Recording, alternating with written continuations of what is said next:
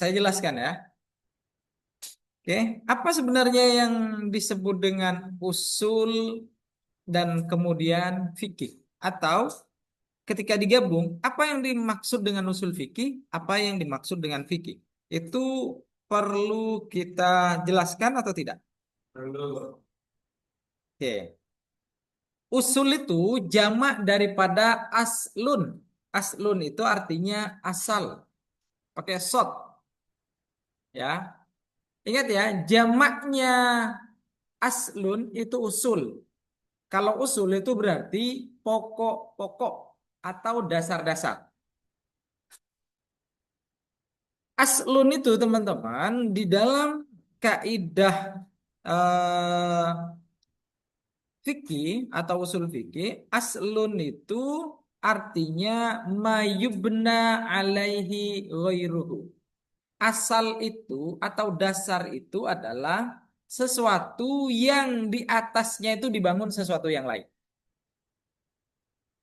Cakar ayam, tahu cakar ayam? Ada yang pernah bekerja teman-teman? Cakar ayam? Oh, ini kayaknya orang-orang ini orang berduit semua ya. Jadi bangunan dasar itu, ini misalnya adalah pondasi ya. Pondasi, sesuatu yang dibangun di atasnya pondasi itu, ini sesuatu yang mana di atasnya sesuatu ini dibangun sesuatu yang lain. Bahasa simpelnya itu adalah sesuatu yang di atasnya itu ada bangunan lain. Itu dasar. Mayubna alaihi ghairuhu. Sesuatu yang di atasnya itu dibangun sesuatu yang lain. Masih bingung? Masih bingung? Bingung nggak? Jadi usul itu adalah dasar atau pokok, ya. Kalau kalian mau membangun sesuatu, maka yang dibangun pertama kali untuk bangunan itu adalah dasarnya, itu pokoknya. Lah, yang dibangun di atasnya sesuatu yang lain itu namanya yang disebut dengan furu atau nanti ada namanya usul, ada namanya furu, ada namanya pokok, ada namanya cabang. Kalau yang cabang itu sesuatu yang dibangun di atasnya sesuatu yang lain. Bingung? Mayubna ala ghairihi itu namanya furu, tapi kalau mayubna alaihi ghairuhu itu namanya usul. Saya contohkan tadi, teman-teman sekalian, saya misalnya ingin membangun ini saya bangun nih, ingin membangun sebuah rumah, tetapi ini adalah cakar ayamnya atau dasarnya. Ini namanya usul atau dasar. Ketika di atasnya itu saya bangun sesuatu yang lain, itu namanya furu atau cabang. Bisa dipaham? Halo? Nah, itu namanya cabang ya. Kalau tadi saya katakan, usul itu adalah mayubna alaihi ghairuhu. Sesuatu yang dibangun di atasnya sesuatu yang lain. Sesuatu ini dibangun ini, di mana di atasnya itu ada bangunan lainnya. Ya ini yang dimaksud sebenarnya, dasarnya itu. Tapi kalau yang furu itu adalah mayubna ala ghairihi. Sesuatu yang dibangun di atasnya sesuatu yang lain. Paham nggak? Mayubna alaihi ghairuhu itu namanya usul, tapi mayubna ala ghairihi sesuatu yang dibangun di atasnya pokok tadi itu namanya furu. Nanti teman-teman sekalian, ada namanya kaidah as-subut lil usul wal muruna lil furu. Kalau masalah pokok itu kita harus tegas. Tapi kalau masalah furu itu lentur, boleh dinamis. Misalnya nih, karena kita tadi bicara tentang apa sebenarnya yang disebut dengan fikih tadi itu kan, itu nanti sebenarnya kita bahas itu ya. Kenapa saya katakan tadi itu harus tegas di dalam hal pokok atau hal usul itu? Karena kalau usul itu menjadi dasar daripada keimanan atau dasar peribadatan kita. Salat itu bagian daripada usul. Syahadat tadi itu bagian daripada usul. Hello, hello,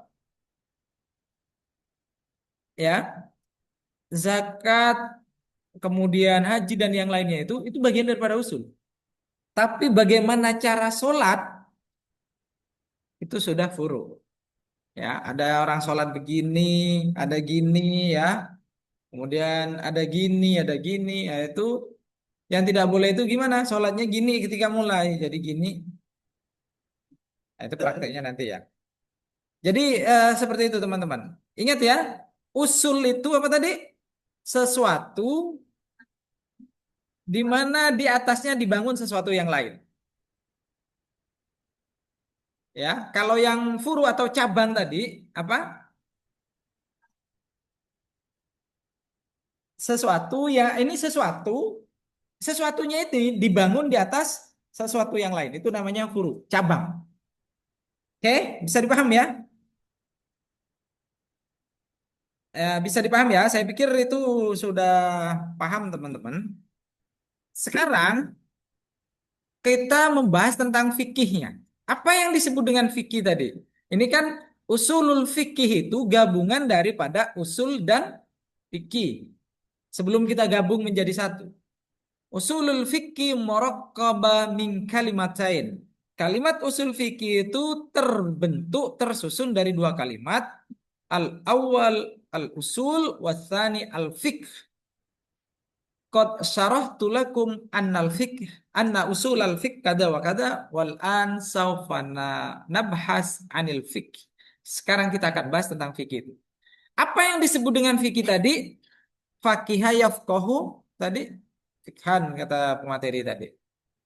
Al fiqhu huwa al fahmu bisyai'. Yang namanya fikih itu adalah memahami tentang sesuatu atau paham tentang sesuatu itu fikih. Oke? Liyatafaqahu fiddin, supaya paham tentang agama. Tetapi ingat ya, al-fiqhu itu bimakna al-fahmu bisyai'. Fikih itu memang paham tentang sesuatu, tetapi fahman amikon, memahami sesuatu dengan pemahaman yang sangat mendalam. Itu namanya fikih. Ya. Kalau inta fahim, kamu paham, tetapi beda fahima dengan fakihah tadi itu beda artinya. Ya, apalagi dengan alima. Kalian tahu kampus ini beda enggak dengan kalian paham tentang kampus ini? Lebih mendalam mana antara kalian tahu kampus ini dengan kalian paham tentang kampus ini? Tentu lebih mendalam dan mendetail tentang paham tentang kampus ini. Ya, bisa dipaham ya? Sampai di sini ada pertanyaan? Jadi fikih tadi secara bahasa apa tadi?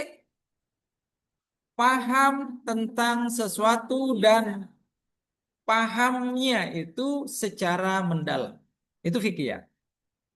Secara bahasa. Secara istilah, fikih itu adalah al-ilmu bil ahkam syar'iyatil amaliyati al-muktasibati min adillatit tafsiliyah. Fikih secara istilah adalah ilmu yang membahas tentang hukum-hukum syariat yang bersifat praktis, ya, amalia, yang dihasilkan dari dalil-dalil terperinci. Saya ulangi sekali lagi, apa yang disebut dengan apa tadi fikih itu?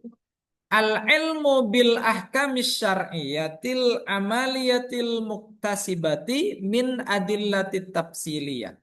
Fikih itu adalah ilmu yang membahas tentang apa? Sorry. Fikih ya, fikih ini ya. Kalau fikih itu adalah bukan ilmu ya, tetapi sekumpulan hukum itu ya. Kalau di depannya, majmu'atul ahkam syariatil amaliyatil muktasibati min adillati tafsiliyah. Sekumpulan hukum-hukum syariat yang bersifat praktis yang dihasilkan dari dalil-dalil terperinci. Itu fikih. Ya, karena fikih itu adalah tadi kalau Imam Ghazali menggambarkan fikih itu adalah samroh. Samroh itu adalah buah. Kalau buah itu sudah hasilnya, sudah dinikmati. Contohnya seperti tadi. Apa contoh daripada produk metodologi hukum yang menghasilkan hukum di dalam sebuah fikih? Ya, hukumnya sholat itu apa? Ya, kalau hukum itu teman-teman sekalian, ada berapa hukum itu? Ada dua, apa saja? Hukum taklifi dan hukum wad'i. Pinter ya anak bapak ya, bukan anak ibu ya. Ya, kalau hukum itu ada dua tadi ya. Hukum apa tadi? Taklifi dan hukum wad'i. Ya, kita kembali kepada fikih dulu, kepada fikih tadi. Bahwasannya fikih itu apa tadi? Majmu'atul ahkam syar'iyatil amaliyatil muktasibati min adillati tafsiliyah. Fikih itu adalah sekumpulan hukum-hukum syariat yang bersifat praktis atau dalam kurung itu amaliyah yang dihasilkan dari dalil-dalil terperinci. Itu apa?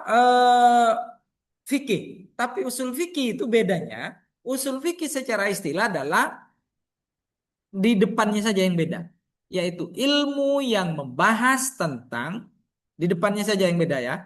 Ilmu yang membahas tentang hukum-hukum syariat yang bersifat amalia atau praktis dihasilkan dari dalil-dalil terperinci. Atau bahasa lainnya, al ilmu bil ahkami syar'iyatil amaliyatil muktasibati min adillatit tafsiliyah. Atau apa tadi? Ilmu yang membahas tentang hukum-hukum syariat yang bersifat praktis dan apa? Dihasilkan dari dalil-dalil terperinci. Itu usul fikih. Jadi bedanya di situ ya. Jadi kalau katanya tadi tidak bisa dibandingkan, bisa ya. Kalau usul fikih itu adalah cara untuk menghasilkan hukum, sedangkan fikihnya itu adalah hasil daripada produk ijtihadnya tadi itu. Ingat ya, fikih itu adalah buahnya, hasilnya. Tapi usul fikih itu adalah metodologinya. Metodologinya itu caranya. Bisa dipaham ya? Atau dalam bahasa lainnya tadi ada yang disebut dengan samroh, buah. Ada musmir. Musmirnya itu apa? Masodirnya, sumber hukum Islamnya. Kalian mau membahas tentang ini misalnya. Mau membahas tentang homer atau ganja lah. Apalagi kokain atau yang memabukkan itu. Kalian mau membahas itu, maka yang perlu kalian cari pertama kali adalah dalil-dalil primernya. Sumber dalil primer yang akan menjelaskan tentang homer itu. Kalau sumber dalil primer berarti kita ngambilnya dari mana? Al-Quran dan sunnah atau hadis. Itu sumber dasarnya, itu pokoknya. Ya.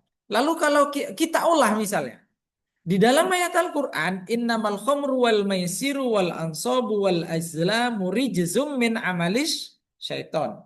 Mau kita bahas di sini adalah tentang eh, bukan khamr tapi ganjanya tadi. Karena di dalam Al-Quran itu tidak dijelaskan secara rinci tentang ganja, hadis juga tidak kita temukan tentang ganja, maka bagaimana cara mencari hukum atau menghasilkan produk hukum dari ganja itu, apakah halal, apakah haram? Atau yang lagi ngetren di kalangan anak-anak muda ya, tentang slot misalnya. Tahu slot? Saya sih tidak tahu ya, sampai sekarang tidak tahu. Mau mau main pun tidak tahu ya, karena itu memang tidak boleh. Tapi kita buktikan apakah benar slot itu tidak boleh atau haram? Di dalam ayat Al-Quran tadi apa? Innamal khamru wal mansabu wal azlamu apa? Di dalam ayat Al-Quran itu keterangan tentang judi itu adalah maisir. Judi itu ya. Judi online itu kenapa dia bisa haram? Mana kira-kira judi online itu yang bisa kita tarik, kemudian kita temukan ilatnya, sebabnya, sehingga diharamkan oleh hukum Islam. Atau tadilah yang paling gampang ganja tadi itu. Di dalam ayat Al-Quran tadi, innamal khamru wal innamal khamru wal maisir wal ansabu wal azlamu ya. Itu di dalam ayat Al-Quran itu dikatakan bahwasannya khamr itu haram, disuruh kita jauhi. Tapi ganja apa benar haram? Setelah dicari oleh para ulama atau mujtahid, ingat ya, ulama itu beda dengan mujtahid ya. Kalau tadi dikatakan ulama itu adalah mujtahid, pasti mujtahid itu salah. Karena mujtahid itu adalah orang yang benar-benar berusaha menghabiskan waktunya untuk mencari atau menggali dalil-dalil agama ya dengan usaha yang sungguh-sungguh atau istifragul was'i ya.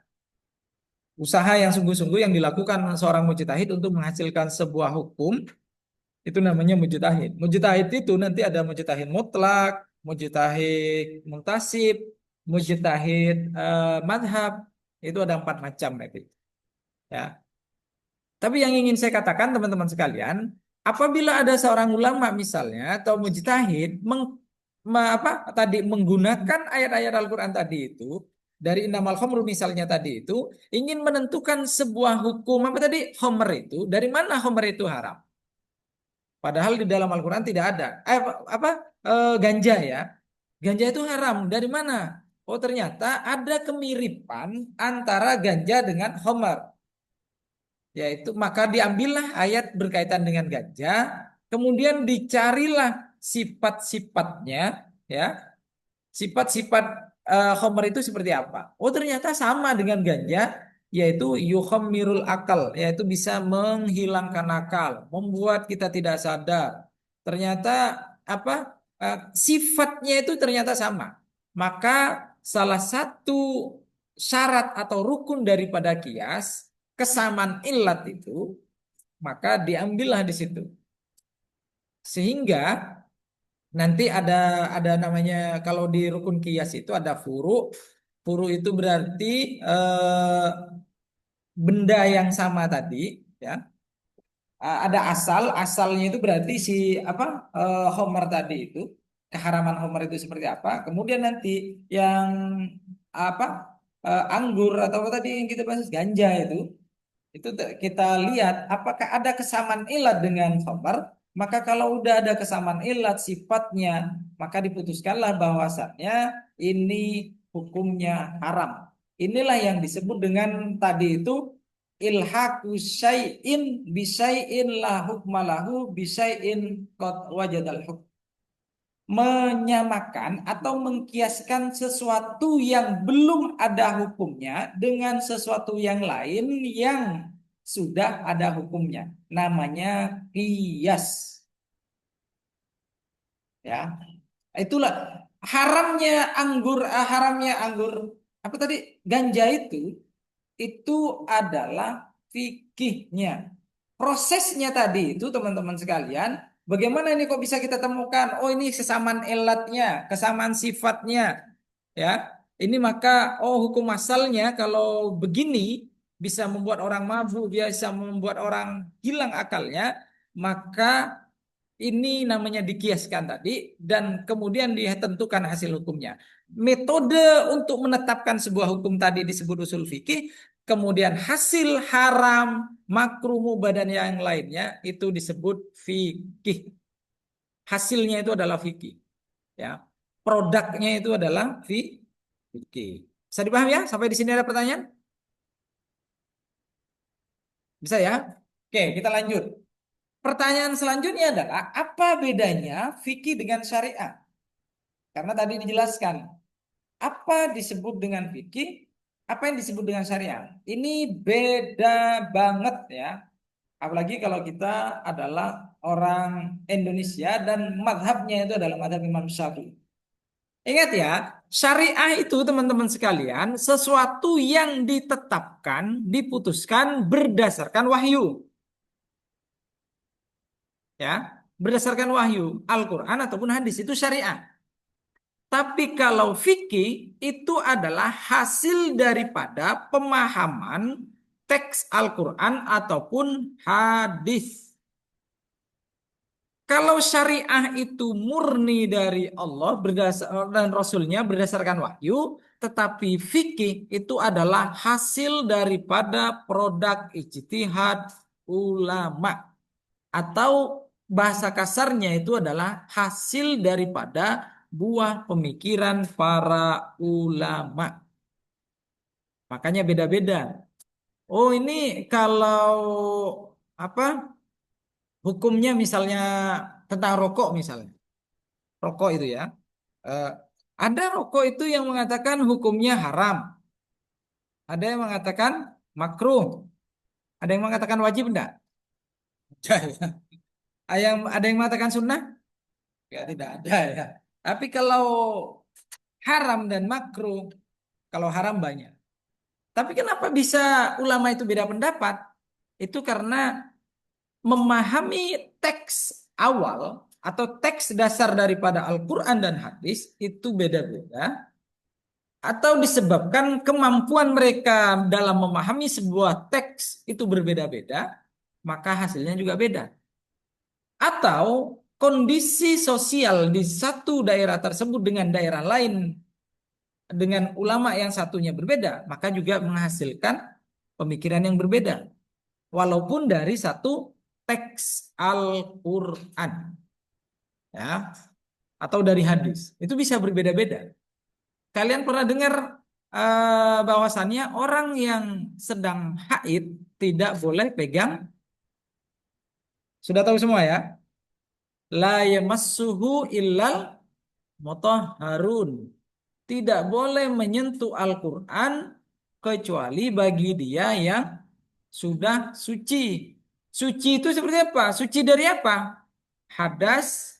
Hadas itu ada berapa? Hadas besar ataupun hadas kecil. Hadas kecil itu yaitu, hadas besar itu yaitu ya.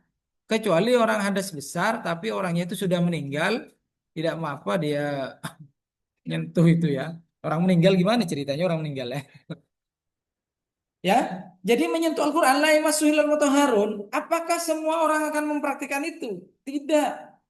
Madhab lain selain Imam Syafi'i itu mengatakan la yamassuhu illal mutahharun. La yamassuhu tidaklah menyentuh kepada hu itu Al-Quran kecuali orang-orang yang suci. Mutahharun itu sebagian ulama menafsiri adalah para malaikat. Ada juga yang menafsiri hunya itu kembali kepada Al-Quran, tetapi bukan Al-Quran yang kita pegang dalam keseharian itu. Tapi Al-Quran yang ada di Lauhil Mahfud. Makanya yang menyentuh Al-Quran yang ada di Lauhil Mahfud siapa? Kalian. Tidak mungkin. Makalah para malaikat itu. La yamassuhul mutahharun. Ya. Ini beda pendapat ke para ulama kita, ya, ulama al-muslim tentang hal ini. Didasarkan kepada apa? Kepada satu dalil tetapi pemahamannya bisa berbeda-beda. Ya, tergantung kepada bagaimana cara mereka memahami sebuah teks itu dengan pendekatan-pendekatan entah itu usuliyah ya, nahwiyah ya, ilmu nahunya, kemudian kaidah usuliyahnya, kaidah fikihnya itu bisa berbeda-beda. Jadi jangan kaget kalau nanti kalian ada orang sholat tetapi Allah yang begini ini tidak jelas ya. Pernah dengar, pernah lihat ada orang sholat tapi begini-begini ada. Ada yang gitu. Tapi ya itu enggak jelas itu ya. Tapi kalau ada orang yang begini, ada yang begini, ada yang gini, ada di bawah ininya begini, beda-beda. Ada yang begini nih, jangan kalian ngapain sih orang itu kok kayak kedinginan gitu. Itu padahal mazhabnya berbeda ya. Mazhabnya berbeda dengan kita ya. Kalau kita ini kan rata-rata Imam Syafi'i. Kalau Imam Syafi'i itu di atas pusar begini. Terus ininya diginikan. Kalau yang apa orang-orang sufi begini dia. Allahu Akbar gini kan. dipegang karena di sini ini letaknya hati supaya tidak pindah ke lain hati maka dipegang hati. Tuh, ya memang gitu dia orang-orang sufi ya. Kalian ini kan orang-orang sufi semua ya, suka nonton TV semua kan? Ya. Tapi orang-orang sufi gitu. Jadi begini, begini, kemudian di bawah pusar ada yang begini langsung turun begini. Itu teman-teman sekalian, pemahaman yang seperti itu tentu dasarnya satu dari hadis Nabi, Sallu kama ro'aitumuni usolli. Solatlah kalian sebagaimana kalian melihat saya solat. Tapi para sahabat mungkin pada saat itu melihat Nabi dengan solat yang berbeda tadi atau pemahaman daripada ulama-ulama terdahulu yang berbeda sehingga menghasilkan cara sholat kita berbeda. Ya, tolong jangan nanti ada orang sholatnya beda kecuali tadi mau sholat Allahu Akbar tapi gini. Itu berarti kayaknya sedang di apa? Dia mah bioskop ya? Oh, bukan bioskop ya, diskotik ya. Ya, itu jangan sampai kita terjebak di situ teman-teman sekalian. Ya, apalagi kalian sudah mahasiswa. Mahasiswa itu harus pemikirannya. Ingat ya, ini kalau di dalam hal furu ya. Furu itu adalah yang khilafiyah. Khilafiyah itu masih debatable. Artinya satu ulama dengan ulama lain itu berbeda. Sama lah kalian pernah dengar enggak? Oh ini maulid ini bid'ah gitu ya. Setelah dikasih kue cucurnya, dikasih ayam dimakan semua itu. Tapi bid'ah katanya. Itu kan tidak jelas. Maksud saya teman-teman sekalian, pemahaman yang berbeda dari beberapa pendapat ulama itu jangan sampai dijadikan ajang untuk pecah belah sesama kita. Yang sholat, ya silakan sholat dengan caranya tadi itu. Yang terpenting itu adalah kalau mahasiswa itu mereka punya dalil, kita punya dalil ya. Beda pendapat itu sudah biasa. Beda pendapatan itu lebih luar biasa lagi ya. Bisa dipaham ya? Jadi itu ya tentang bedanya antara fikih, usul fikih dan apa tadi? Syariah. Ingat ya kalau syariah itu ditetapkan berdasarkan wahyu. Sholat itu hukumnya wajib, betul nggak? Zakat itu hukumnya wajib. Dari mana kita ketahuan bahwasannya hukum daripada sholat itu wajib? Al-Quran. Bagaimana orang yang membunuh tidak bisa dia mendapatkan hak waris, itu bisa kita cari di mana? Hadis. Atau orang yang beda agama dengan dengan keluarganya maka dia tidak dapat waris, itu bisa kita temukan di mana penjelasannya? Di hadis. Itu berarti itu syariah ya. Tapi kalau misalnya nanti bagaimana cara prosesnya dan yang lainnya, kaifiahnya itu adalah pemahaman ulama terhadap teks-teks Al-Quran ataupun hadis itu yang kemudian kita kenal dengan fikih ya. Jadi kalau berbeda itu sudah biasa. Bisa dipahami ya? Sampai di sini ada pertanyaan? Saya pikir sudah paham tentang itu ya, tentang tentang fikih, usul fikih itu sudah gampang lah ya. Kemudian ruang lingkup fikih itu kepada apa saja teman-teman sekalian?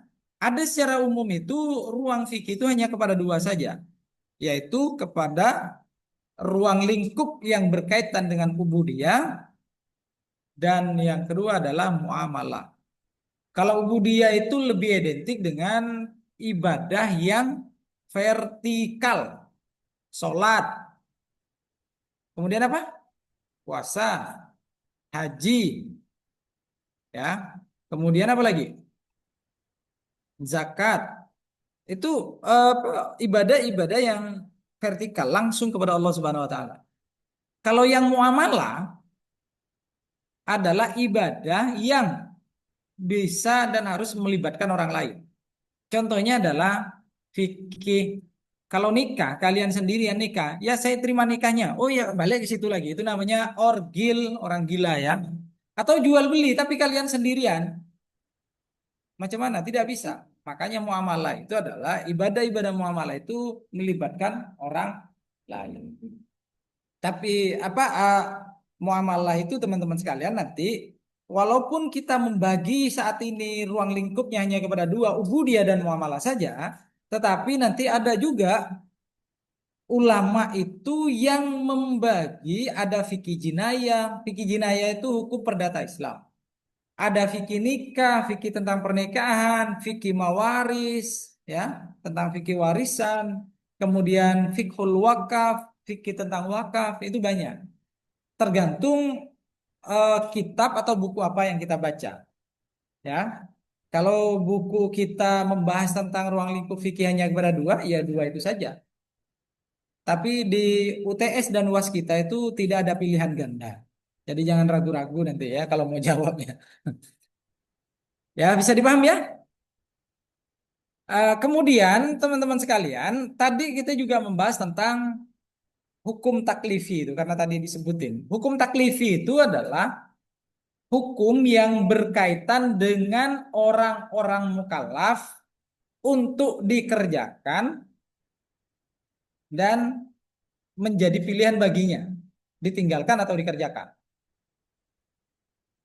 Ya, hukum mukallaf itu adalah hukum yang berkaitan dengan orang-orang mukallaf. Apa saja tadi hukum mukallaf apa? Hukum apa? Hukum taklifi itu apa saja tadi? Wajib, haram, sunnah, makruh, mubah. Apa yang disebut dengan wajib? Ada yang tahu wajib? Sesuatu yang harus ma yusabu ala fi'lihi wa yu'aqabu ala tarkihi.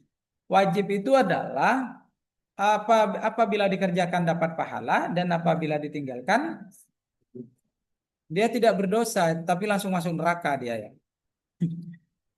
Jadi itu teman-teman sekalian ya. Kemudian kalau yang sunnah itu apa? Ma yusabu ala fi'lihi wa la yu'aqabu ala tarkihi. Apabila dikerjakan dapat pahala, ditinggalkan tidak berdosa. Kebalikan daripada wajib itu namanya haram. Apa haram itu? Ma yu'aqabu ala fi'lihi ma yu'aqabu ala fi'lihi wa yusabu ala tarkihi. Kalau dikerjakan itu berdosa, kalau ditinggalkan mendapatkan itu namanya apa? Haram. Kalau yang makruh ma yusabu ala tarkihi wala yu'aqabu ala fi'lihi. Makruh itu apabila dikerjakan tidak apa-apa, tapi kalau ditinggalkan mendapatkan pahala. Kalau yang nomor 5 apa? Mubah. La yusabu wa la yu'aqabu ala fi'lihi aw ala tarkihi. Dikerjakan atau tidak dikerjakan tidak apa. Sekarang kira-kira contoh hukum taklifi yang wajib itu apa?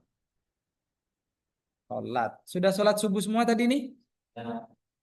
Kalau laki-lakinya saya coba terawang ya. Ya, yang jujur-jujur aja yang laki-laki nih. Kalian lah yang tahu ya, tidak usah buka ini ya. Apalagi yang cowok nih, cowok ini banyak alasan. Kalau mau begini, oh kami sedang ini Pak. Kalian nih, terutama yang cewek, kenapa cewek itu harus hati-hati? Karena teman-teman kalau misalnya cewek itu tidak bisa menjaga tentang datangnya tamu itu bisa sangat sering meninggalkan sholat. Kalian misalnya setengah 12 tuh, jam setengah 12 ternyata sudah azan, kalian masih santai-santai selama 2 menit misalnya, waktu sholat sudah masuk, maka wajib kalian qadha sholat itu. Kalian sudah bersih misalnya jam 3 malam, 3 subuh itu udah bersih, udah yakin kalian itu suci, tapi tidak mandi, itu juga pura-pura itu, pura-pura tidak bersih ya, itu tidak jelas. Dulu pernah ada seorang seorang ini ya, bapak-bapak bertanya, anaknya itu kebetulan anak didiknya itu cewek, karena kalau cowok tidak mungkin haid. Karena sudah jam 5 mau bulan puasa, jam 5 sore, jadi si cewek itu dia tanya kepada ustadz itu, Pak saya ini kayaknya apa datang bulan lah bahasanya gitu. Tapi saya pura-pura tidak datang karena udah tinggal setengah jam lagi mau puasa itu. Boleh enggak? Ya tetap batal keles gitu ya. Walaupun setengah jam gimana pun dia sekurang 2 menit misalnya, tetap batal puasanya. Tapi saya pokoknya itu bukan bukan datang bulan lah, pokoknya ini yang lain. Padahal kenyataannya datang bulan. Itu apa? Ngerjain diri sendiri kayak gitu. Dan itu sering ya terjadi di kota-kota besar dan kota-kota kecil seperti itu.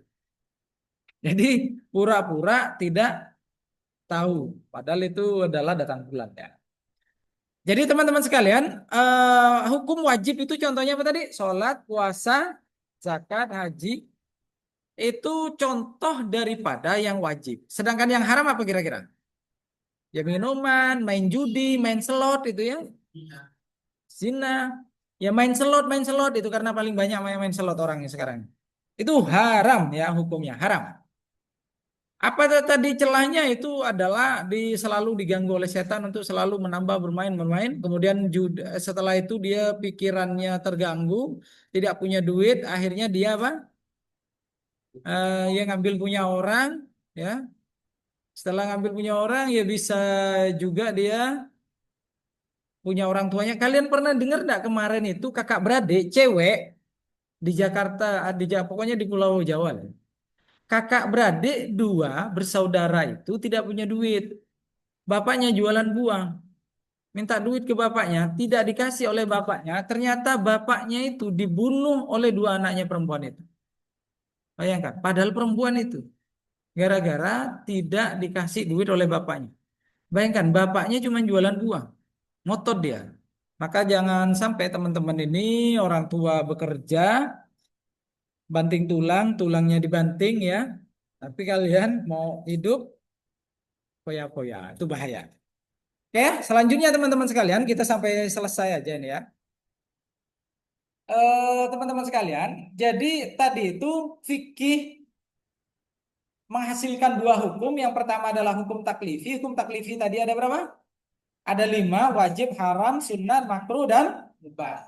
Kemudian nanti ada namanya hukum wad'i. Hukum wad'i itu juga ada 5. Yaitu yang pertama adalah sebab, kemudian 2 adalah syarat, ketiga adalah mani', kemudian yang keempat adalah rukhsah dan azimah, dan yang kelima adalah sah dan batal. Jadi hukum wad'i itu juga ada 5. Kalau sebab itu apa contohnya kira-kira? Ya, kalian diwajibkan sholat zuhur apabila sebabnya apabila matahari sudah di atas kepala, mati kalian kalau mataharinya di atas kepala. Jadi mataharinya sudah tergelincir. Itu namanya hukum wad'i. Yang bagian daripada contoh sebab. Yang kedua adalah syarat. Syarat itu, syarat untuk menjadi sah sholat itu apa? Maka wudhu. Wudhunya bisa sah apabila sudah tahu rukunnya. Coba saya tanya nih, rukun wudhu ada berapa? 2 bah? Itu yang salah. Yang benar berapa? Rukun wudhu bukan rukun sholat. Itu rukun sholat ada 13 ada 14. Li, itu yang tersesat. Kalau tadi yang salah. Bisa rukun wudhu tidak tahu. Gimana kalian wudhu ini? Coba, yang 6 itu apa saja? Gimana cara wudhu kalian? Astagfirullah. Ini nih. Ini wajib semuanya ini tinggal 5 ahad kalau kayak gitu. Enggak ya, karena begini ya, saya tidak menyalahkan punya kalian kalau misal, karena saya yakin gurunya bisa berbeda ya. Karena memang rukun wudhu itu berbeda-beda. Hello, hello. Saya tidak menyalahkan teman-teman tadi yang berbeda itu karena apa? Karena memang rukun wudhu itu berbeda-beda. Tapi kalau yang disebutin tadi ada 13, 14 itu salah maksud dia, maksudnya adalah rukun sholat ya. Kalau rukun wudhu itu Imam Hanafi itu ada 4. Apa saja? Membasuh muka,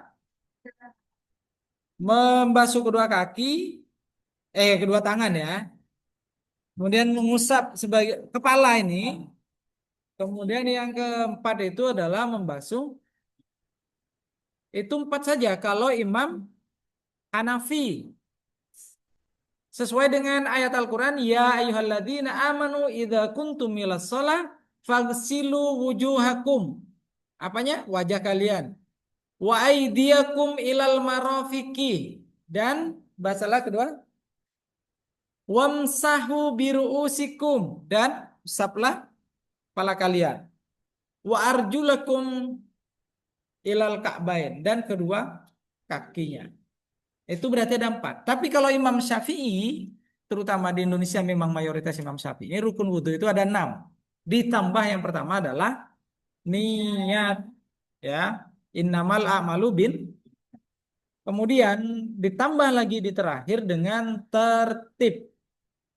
Kalau Imam Hanafi tadi, kalian wudhu, kalau Imam Hanafi itu lompat ke sungai, itu insya Allah tidak balik lagi. Apalagi kalau sungainya di sungai Teluk Kedai. Karena langsung dimakan buaya.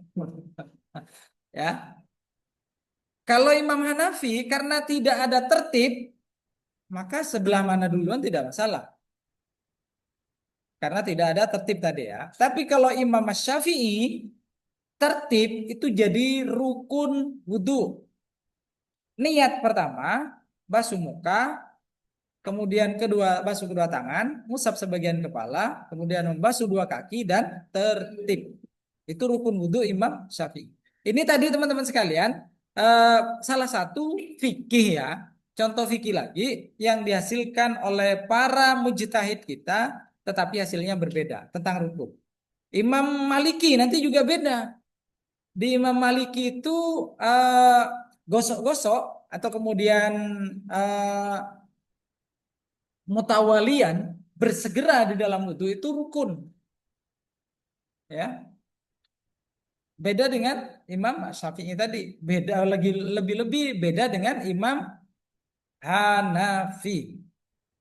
Jadi kalau mahasiswa ketika melihat orang yang berbeda jangan sampai kagetan ya. Jangan jadi orang Islam yang kagetan ya karena melihat orang berbeda dengan kita kemudian kita anggap itu sesat lah, kemudian apa? Keluar dari agama Islam, nah, itu jangan ya. Ya, bisa dipahami ya teman-teman sekalian? Sampai di sini ada pertanyaan? Tidak ada. Saya lanjutkan tadi itu ya. Kalau apa syarat itu tadi contohnya apa tadi? Syarat? Syarat itu adalah wudhu itu bagian daripada syarat sebelum.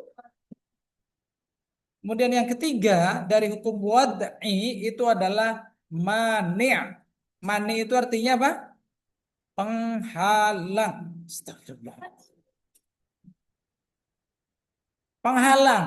Contohnya teman-teman sekalian, seseorang bisa terhalang untuk mendapatkan harta waris apabila ahli waris itu melakukan pembunuhan. Seseorang bisa tidak dapat ahli waris apabila dia ternyata setelah besar bersama keluarganya tiba-tiba dia murtad, pindah agama, maka menjadi manik untuk mendapatkan harta warisan. Terhalang untuk mendapatkan warisan. Atau kalian wudhu, tetapi di ininya pakai apa tuh make up yang tebal ya. Kalau mau kundangan setengah kilo habis gitu ya. Ya di ketika wudhu itu enggak sampai-sampai ininya. Udah gini kan pun ternyata bukan cantik dia ya, tetapi setengah kilo tadi bedaknya itu ya. Pantes di pusat cantik itu habis itu ya. Kan ada beberapa yang dipakai oleh teman-teman perempuan, oleh cewek-cewek itu yang tidak meresap. Air itu tidak menyerap. Maka air itu terhalang tuh sampai ke kulit, wudhunya tidak. Itu juga bagian daripada mane'. Kemudian yang keempat, itu apa tadi? Rukhsah dan azimah. Rukhsah itu adalah keringanan. Ya. Keringanan. Kalian misalnya ada yang dari Kapas Hulu di sini? Ada ya. Kalian mau balik ke Kapas Hulu, itu sholat kalian boleh kalian jamak, juga boleh kalian bukan kodok ya, kodok tidak sebisa mungkin itu tidak melaksanakan kodok ya. Harus kalau tidak dijamak ya jamak boleh dijamak juga boleh dijamak dan dikosor. Kalau dijamak itu berarti zuhur dikumpulkan ke asar, maghrib dikumpulkan ke atau sebaliknya asar dikumpulkan ke zuhur, kemudian isya dikumpulkan ke maghrib. Itu jamak. Tapi kalau mau dijamak dan dikosor, zuhurnya dikumpulkan ke asar, kemudian jamaah takhir, zuhurnya 2 rakaat berarti dikosor. Jamaah takhir dan kosor. Ada jaraknya yang harus ditempuh. Lalu bagaimana kalau misalnya saya pengen nikah pasang apa itu? Mua ya. Ya kalau yang udah cantik nggak usah pakai itulah ya. Pakai itulah misalnya. Habisnya tadi 0,5 kilo sekarang 0,5 ons. Bayarnya mahal lagi. Gimana ini? Boleh enggak kalau saya sholatnya itu di jamaah? Boleh enggak kira-kira? Ini bagi sebagian ulama kecil ya, itu memperbolehkan untuk di jamaah tapi bukan di kosor ya, karena dalam keadaan darurat. Karena tadi misalnya harga apanya tadi itu? Muanya itu 2 juta misalnya. Enggak tahu dari apa itu terbuat. Padahal gitu-gitu juga, enggak cantik juga, lebih cantik yang alami kata cowok.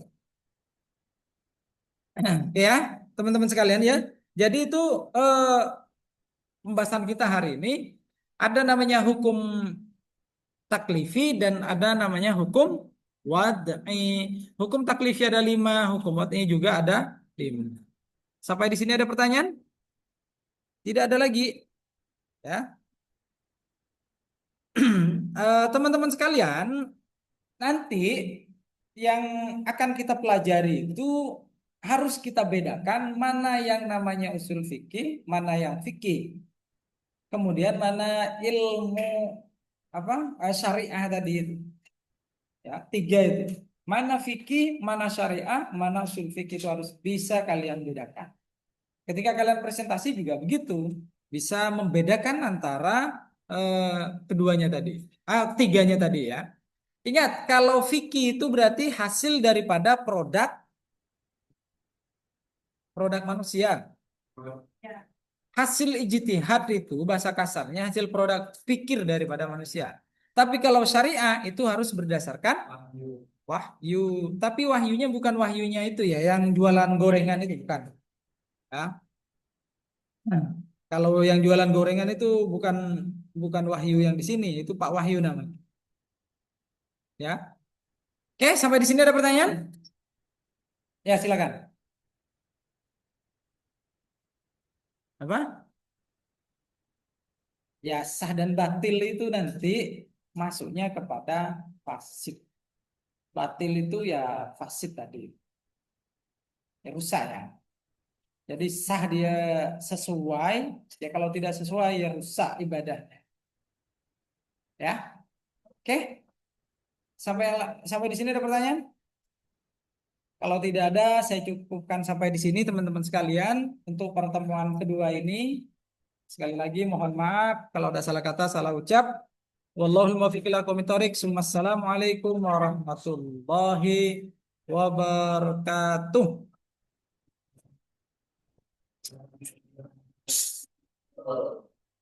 Bapak.